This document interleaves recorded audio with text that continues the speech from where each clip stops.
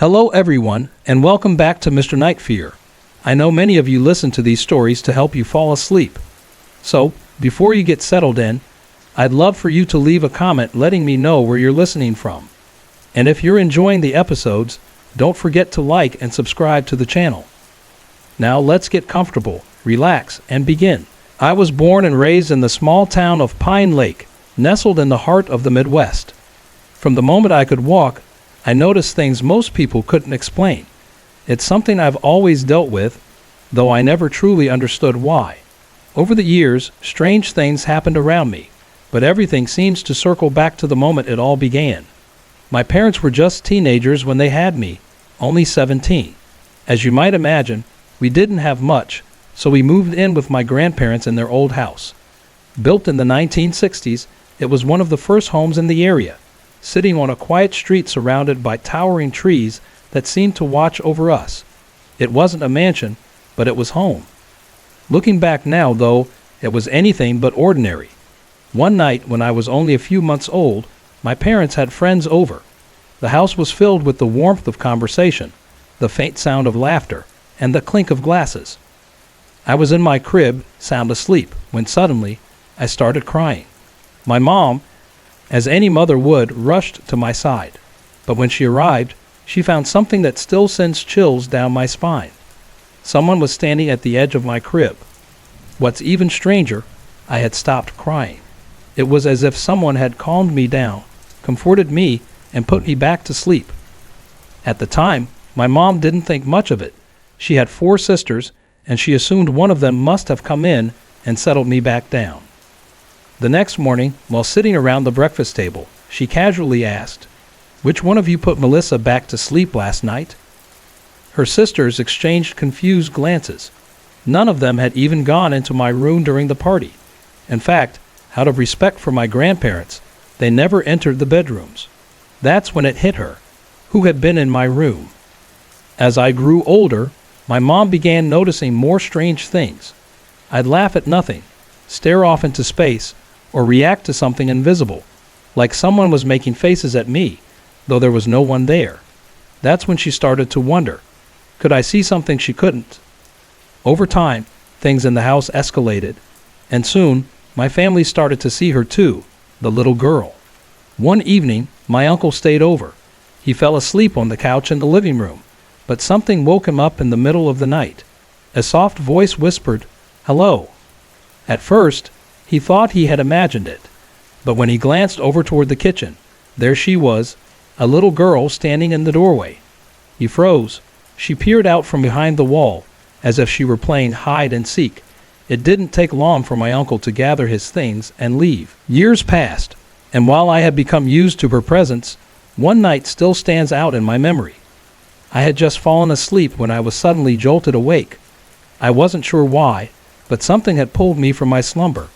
I got up to go to the bathroom, and as I walked through the hallway, I saw her.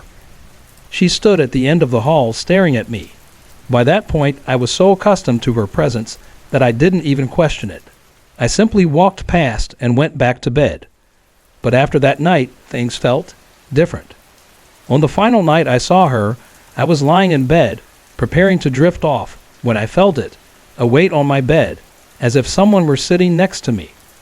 At first, I assumed it was my mom, maybe coming to check on me. But when I turned to look, no one was there. Still, I could see it, the dent in the mattress near my knee, as though someone had been sitting there.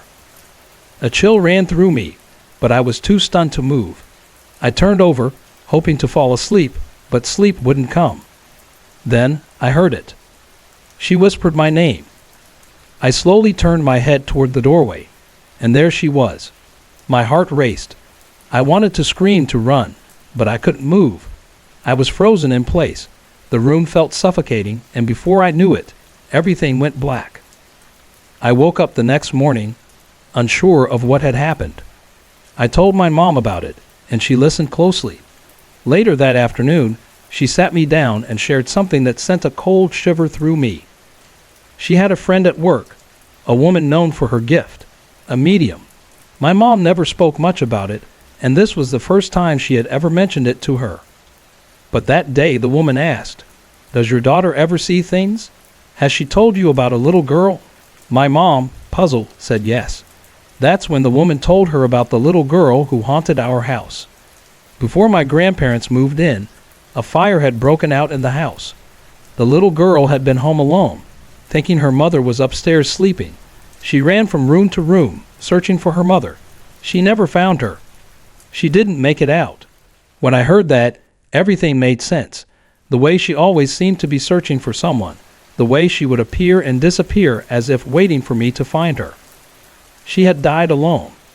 And somehow, she had attached herself to me. Why? Was it because I could see her? Or was I just someone to keep her company? I still don't know. But I do hope that wherever she is now, she's finally found peace.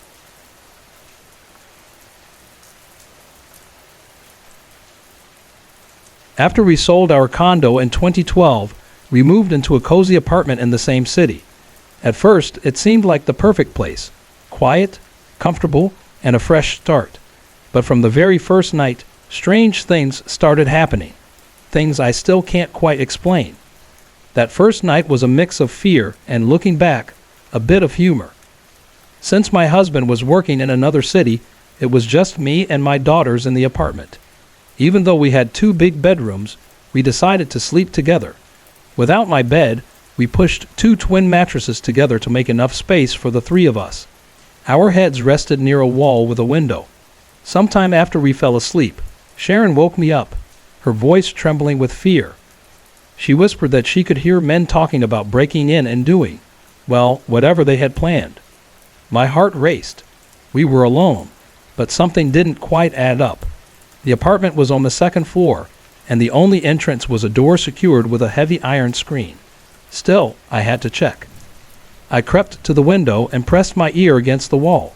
And that's when I realized what was really happening. The voices weren't coming from outside. They were coming from downstairs. Our neighbor had his TV on full blast, the sound rattling through the shared wall. Sharon and I looked at each other, half relieved, half annoyed. At least we weren't in any danger. But I'm sure our neighbor got a good laugh when he realized why we were so scared. That night was just the beginning, though. For some reason, my daughters never wanted to sleep in the 2nd bedroom. There was something about it that felt off. We'd hear strange noises coming from there, even when no one was inside. One night, a friend of my husband stayed over and slept in that room. The next morning, he casually mentioned that he had felt someone walking around him in the middle of the night. But he had been too drunk to care. The thing is, no one else had gone in there. Maybe it was just his imagination. Maybe.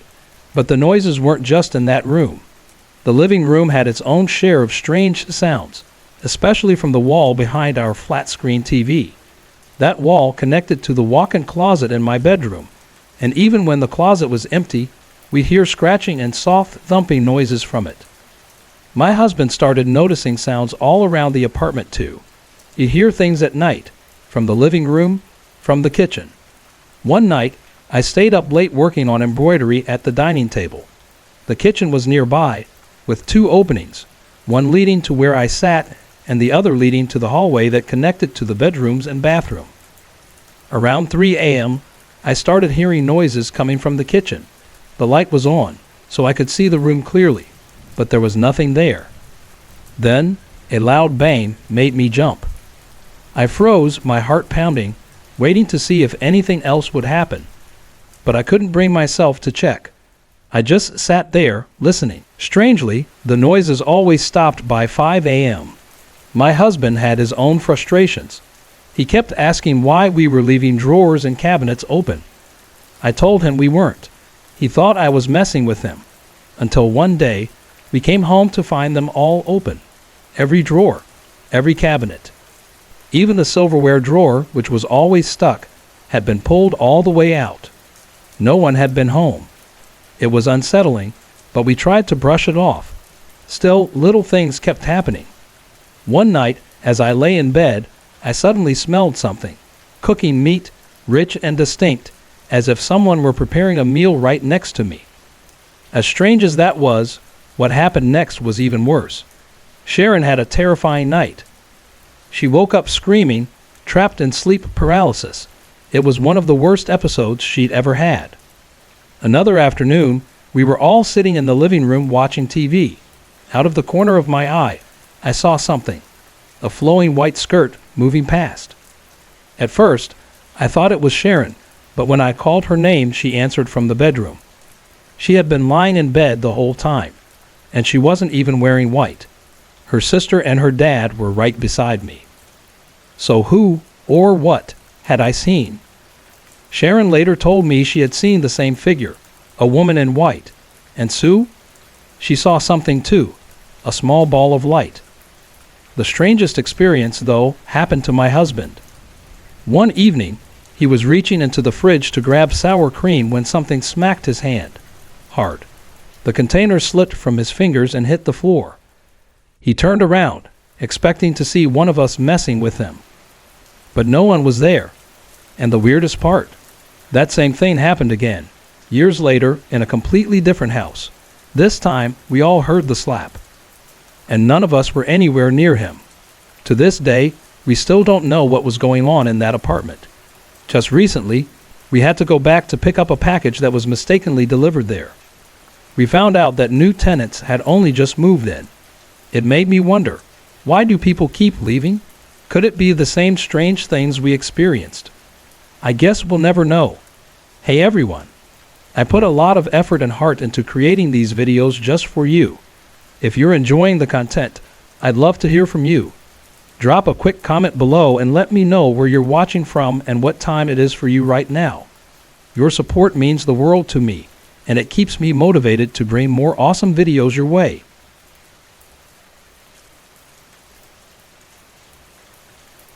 In early 2012, my sister and her family moved into their third house in the quiet town of Pine Lake, California. I'd always felt at ease, no matter where they lived, and this new house felt just like any other. Pine Lake itself was picturesque. Gated communities, friendly neighbors, sunlit beaches, and miles of trails winding through dense woods. It was the kind of place where everything seemed perfect, almost too perfect. But this house, well, it was different. The first night I stayed there, I slept in my nephew's room. It should have been an ordinary night, but something didn't sit right. There was an odd feeling, a kind of heaviness in the air. I couldn't shake the sensation that someone was watching me, lurking just beyond my sight. The presence felt like it was hovering between the foot of the bed and the doorway. At first, I thought I was just being paranoid. Eventually, exhaustion took over, and I fell into a restless sleep. The first few days passed in silence. One afternoon, I found myself alone while everyone else was out at work or school. I kept myself busy with small tasks around the house, moving from room to room like I always did. But when I reached the stairs, a strange thought crossed my mind. Out of nowhere, a little boy. I didn't know who he was or why the thought had suddenly appeared. It made no sense, but I shook it off, convinced it was just my mind wandering. Later that day, I accidentally broke one of my sister's favorite plates.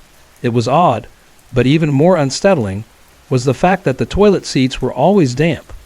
Sometimes, late at night, I'd hear toilets flushing on their own. I convinced myself it was just faulty plumbing, or maybe I was being clumsy. That evening, I sat at a desk downstairs by a small window that overlooked the backyard. The moon was full, casting a faint glow over the dark yard, just enough to make out shadows in the night. I glanced up and froze. A child's figure was walking across the yard, slowly. My heart skipped a beat. At first, I thought it was my nephew. He was about the same size, and maybe he was taking out the trash. But when I checked, neither he nor my niece were downstairs. Both had been in their rooms the whole time. I couldn't sleep that night. I decided to go downstairs and watch some TV in the living room. But as I stepped toward the archway that led into the room, I stopped. Something was wrong. I couldn't bring myself to enter. It wasn't fear, exactly. It was more like that uneasy feeling you get when you walk into a room and instantly know you're not welcome. The air felt thick, as if someone was sitting there in the dark, upset and waiting for something. I stood there for what felt like an eternity, unsure of what to do. Finally, I turned and went back upstairs without a word. A year later, in 2013, my sister moved again, this time just a street over. Her fourth house felt completely different. It was warm, inviting. It actually felt like home. One evening around 6, my sister, my niece, and I were driving home when we noticed a woman walking toward our house. My sister recognized her. It was someone she knew from work. After we parked, she invited the woman in for coffee. Not wanting to interrupt, I went upstairs with my niece. As we chatted, she casually mentioned something that made my stomach twist. "The lady used to live in our last house," she said. I froze. As I made my way back downstairs, I overheard pieces of their conversation. "Did you ever feel like that house was haunted?" the woman asked. My sister hesitated for only a second before answering. "Actually, yeah. I always felt like something was watching me, and everyone in the house kept breaking things, plates, cups, dishes. My husband even had one break in half in his hands, and he barely touched it." The woman's face drained of color. "Did the toilets always feel damp and flush on their own?" My sister nodded. "All the time. And my husband said that the first time he walked into one of the rooms, he felt something bad." A chill ran down my spine. I had experienced everything they were talking about. After the woman left, my sister shared something even more unsettling. She had recently heard from a neighbor that a young boy had taken his life, though not in that house. He had lived next door. The boy had jumped from his second-story bedroom window. He had been close friends with the family that lived in the house before my sister. He used to spend a lot of time there, probably trying to escape the troubles at home. And maybe, even after death, he had never truly left. I've always believed in the paranormal, even as a child. My sister, on the other hand, had been skeptical until she moved into that house. She became so unsettled that she even called in a psychic. The medium walked through the house, burning incense and muttering prayers. The psychic told her something unexpected. The boy had attached himself to her. He was searching for warmth, for the love he never had in life, and somehow he had found it in her. Not long after, the woman who moved in after my sister also moved out. Now, another family lives there. I wonder how long they'll stay.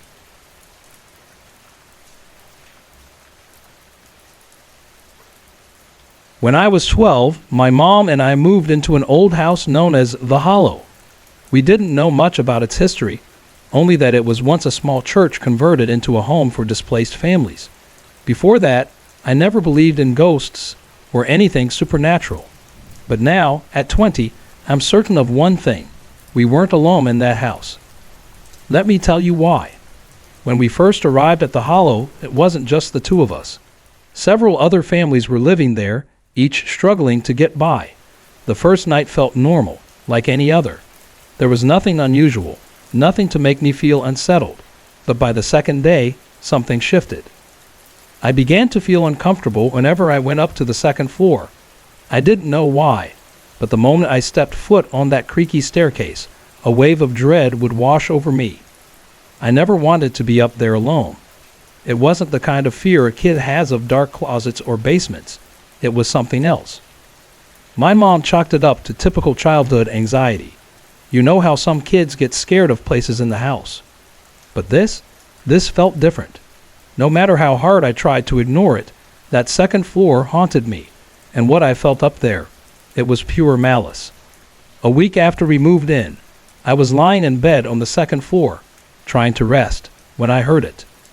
A soft, steady sound. A sweeping. It came from the bathroom behind me, like someone was quietly cleaning the floor. I froze, my heart pounding in my chest. Slowly, I turned my head, hoping it was just the house settling. The sound stopped instantly. Nothing. The bathroom was empty. I let out a shaky breath, trying to tell myself it was just my imagination. I rolled over, trying to relax and shake the feeling. Swish, swish, swish. The sweeping started again. I shot up from the bed, my heart racing. I ran out of that room faster than I ever thought possible. I didn't tell my mom about it. I knew she wouldn't believe me, but I wasn't the only one who heard things.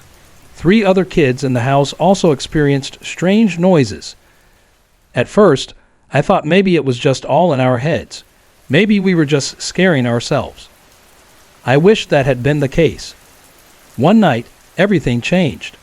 It was around 11 p.m. when I was woken up by the screams. 3 sisters who shared a room upstairs were shrieking in terror. I jumped out of bed and ran to see what was happening. And then I saw it. A shadow figure. It stood at the foot of their bed, motionless, silent, just watching them. It wasn't a person. The figure was made entirely of darkness, its form shifting like a moving shadow. No face, no features, just an overwhelming presence. A cold, paralyzing fear surged through me. I couldn't move. My body felt frozen. And then, just like that, it was gone. 2 days later, my mom told me something that made my stomach drop. She had been in the shower one night when she felt it, a heavy presence, someone watching her. She had been alone upstairs. The feeling was so intense, so undeniable, that she rushed to finish up and get out of that bathroom. She couldn't bear to stay another second in that room. 2 days after that, we left. We never went back. Even now, I still wonder, what was that thing? What did it want? And is it still there, waiting for someone else to notice it?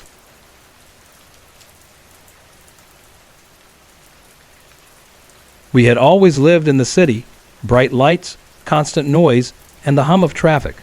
But when my parents bought that big house in the small town of Pine Lake, it felt like stepping into another world. The town was quiet, almost unnaturally so. No honking horns, no chatter, just silence. It was hard to get used to at first, but over time, it became our new normal. After we settled in, though, things started to get strange. It started with soft footsteps, little feet pattering up and down the hallway at night. At first, it frightened us, but after a while, we learned to ignore it. No one ever saw anything, so we brushed it off as just part of the house. But then, one night, everything changed. It happened 7 years ago. I was 6 months pregnant, lying in bed after my husband had just left for work at 3:00 a.m. I was trying to fall back asleep when I heard a sound. A soft, almost imperceptible noise near my window. I turned, expecting to see nothing. But there was something. A small light in the corner of the window. At first, I thought it was just the glow of a street lamp, or maybe a passing car. But then the light grew brighter. And then, out of it stepped a little girl. She was about 8, with long, dark hair that hung loosely around her face. She didn't look frightening, just sad. Her eyes were wide, and she stood by my bed, staring at me in silence. My heart began to race, but for some reason, I couldn't look away. I wanted to speak, but I didn't know what to say. Then, almost on instinct, I whispered, "Please leave." She turned slowly toward the door, but as she walked away, her head stayed turned toward me. I watched as she disappeared through the doorway, her small figure vanishing into the dark hall. I wasn't scared, but that's when things took a darker turn. Just as she faded from view, I heard a noise, a rustling, coming from the closet beside me. The door was closed, but something was moving inside. I froze, staring at the closet. A few seconds passed, and then, there it was again. The unmistakable sound of something shuffling around. My breath caught in my throat as the door swung open, and then I saw it. A tall figure, its eyes glowing a sickly yellow. It must have been over 6 feet tall, and it didn't move like a person. It glided like something not meant to be there. Unlike the little girl, this thing felt wrong. Its presence heavy, like a weight pressing down on me. A cold wave of terror washed over me. My heart hammered in my chest as I grabbed the blanket and pulled it over my head. I started praying, my mind racing. The silence that followed felt like an eternity. I didn't dare move, not until I finally lowered the blanket. And there it was, right in front of me, waiting. I screamed, kicking, punching, thrashing wildly in panic. The figure vanished instantly, as if it had never been there at all. That was the only time I saw it, but I wasn't the only one who had experienced it. The next morning, I told my family what had happened. My dad and husband exchanged looks before admitting that they, too, had seen the same dark figure wandering the hallway. But they kept it quiet, not wanting to alarm the rest of us. I needed answers. I couldn't shake the feeling that something was wrong. That afternoon, I went to the local church to speak with Father Thomas. I told him everything: the footsteps, the little girl, and the dark figure. I asked him if he could come bless the house. He agreed without hesitation. An hour later, he arrived. He walked through every room, blessing the corners, murmuring prayers in a soft, steady voice. When he finished, I pulled him aside and asked the question that had been gnawing at me. "What do you think it was?" I asked, barely able to hold my gaze. Father Thomas paused for a moment, his brow furrowing slightly. "I'm supposed to tell you that ghosts don't exist," he said, "but I know they do." He met my eyes then, as though searching for something in me. "Don't be afraid. God will protect you." I felt a wave of relief wash over me as he left, and for a while, the house was peaceful again. The footsteps stopped. The sounds of running through the halls disappeared. But a few months later, I moved out. I wasn't ready to stay, not after everything that had happened. My parents and younger brother stayed behind, and shortly after I left, the sounds returned. The little footsteps running up and down the hallway. They believe it's the little girl, and as long as she doesn't harm them, they've chosen to stay. But every now and then, I wonder if she's still there, waiting for someone to see her again. What if she's still trying to reach out, still hoping for someone to understand her?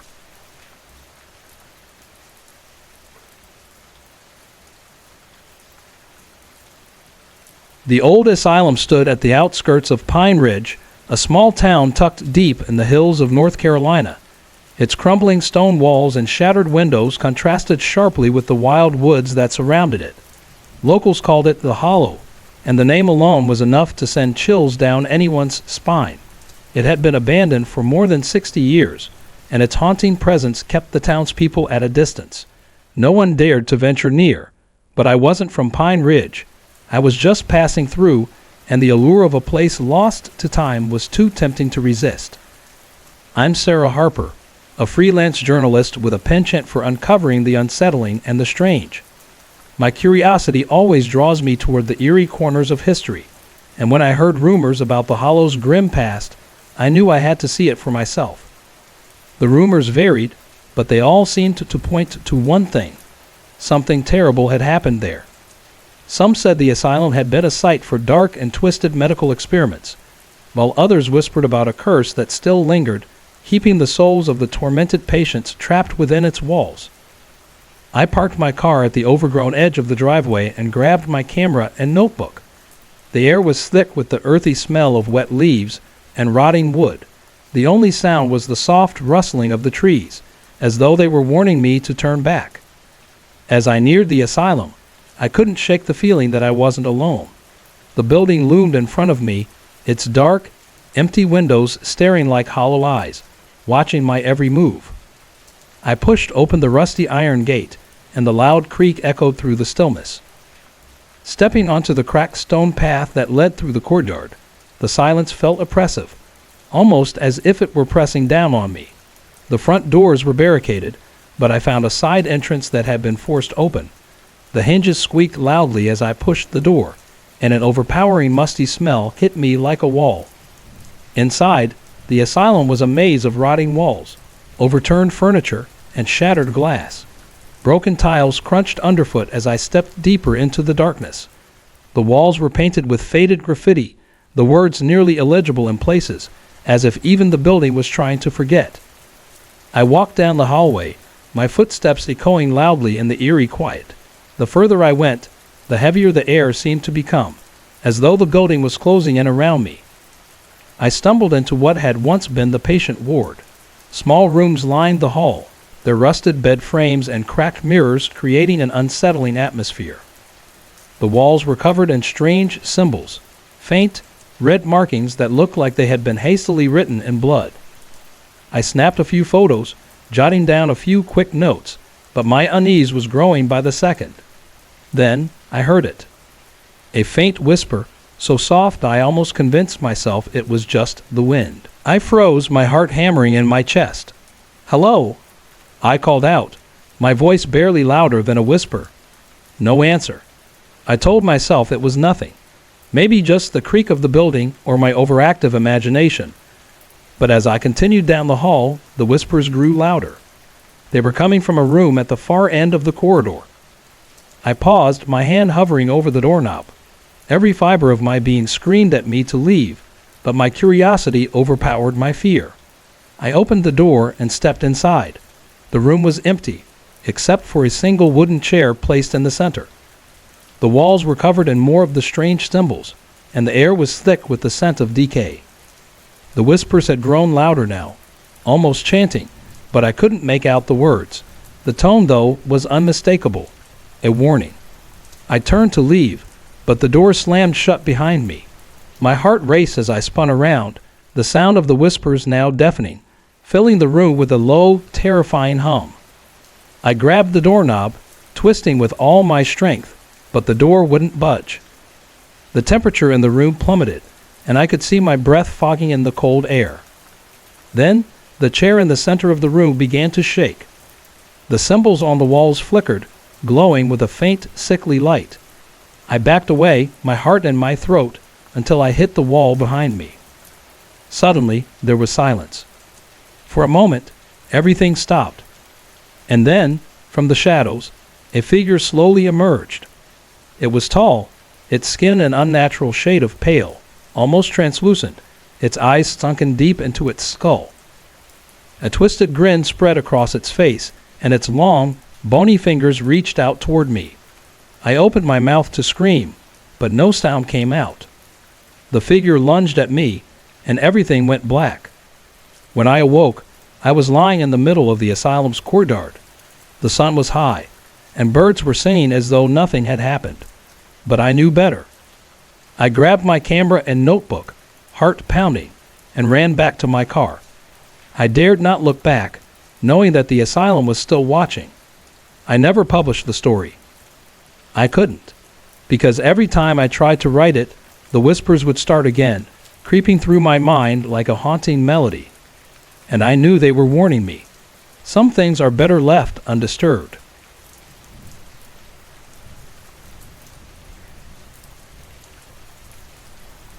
There's a small, weathered antique shop tucked away on Pine Avenue, just a few blocks from the old cemetery.